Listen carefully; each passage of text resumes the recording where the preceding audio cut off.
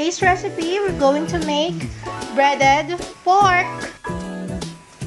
The ingredients are, of course, the pork chop yung part na to, crispy fry, breading, and egg. Ganun lang kadali. So, let's get started.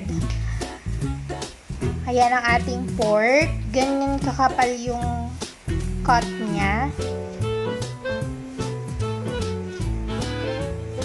Let's cut the meat this way para bonggang-bonggang may design siya. And mas madali siya iluto kasi nga open na yung mga parts. Yan. Sprinkle lang natin ng salt. Massage natin siya ng salt.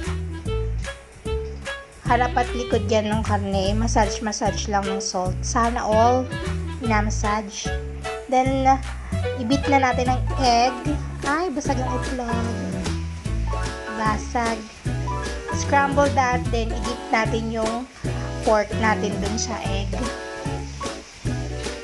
After that, i-dip din natin siya sa breading mix. I-cover natin siya sa breading mix. Kung wala kayong breading mix, pwede kayong gumamit ng breadcrumbs. Curry bells lang din yon.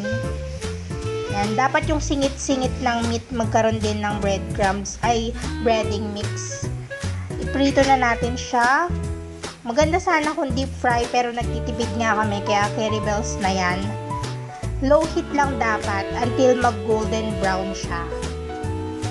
Yan. At o kaya pag nakita nyo na medyo crispy na curry bells na yun.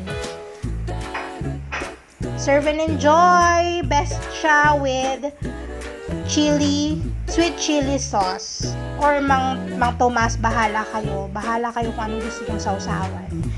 Yum, yum, yum!